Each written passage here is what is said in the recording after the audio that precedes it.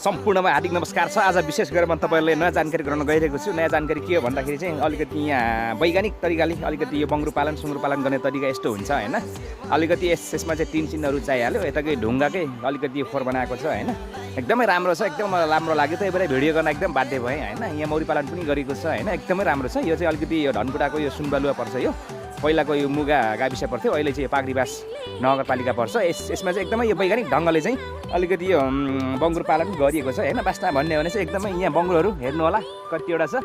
बङ्गुरहरू यहाँ एकदमै टन्नै छ है। यहाँ कम्तीमा पनि यो 15-20 लाखको यहाँ बङ्गुर पालन चाहिँ गरिएको छ। एकदमै यो राम्रो ढङ्गले गरिएको छ। यसरी चाहिँ गर्न सकिन्छ हैन। नेपालमै बसेर सुन चाहिँ फलाउन सकिन्छ। एकदमै राम्रो छ, गरिरहेको छ। यहाँ हेर्न सक्नुहुन्छ। यहाँ सुँगुरहरू कतिवटा छ। यहाँ आमामा टन्नै छ यहाँ हैन। सुँगुर पालन चाहिँ यसरी गर्ने हो है। एकदमै राम्रो छ है। एकदमै राम्रो छ। अलिकति एकदमै चारो दिने एकदमै यो राम्रो छ। तल पनि टन्नै छन् है।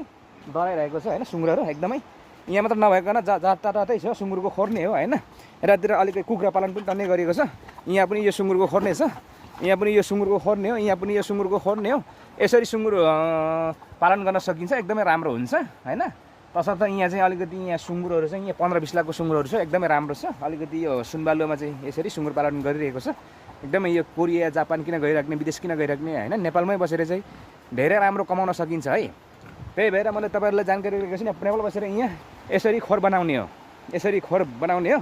त्यसमा ढुङ्गाकै खोर बनाउने हो। यसरी यो रुखहरू प्रयोग गरेर हैन जताततै यसरी यो टायरहरू यताउति गरेर चाहिँ यसरी खोर बनाउन सकिन्छ। ढुङ्गाकै खोर बनाएर चाहिँ यसरी बङ्गुर पालन गर्न सकिन्छ। एकदमै राम्रो छ है।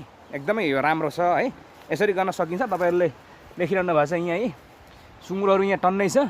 माथि पनि टन्नै छ है। तलपट्टि पनि सुँगुरहरू टन्नै छ।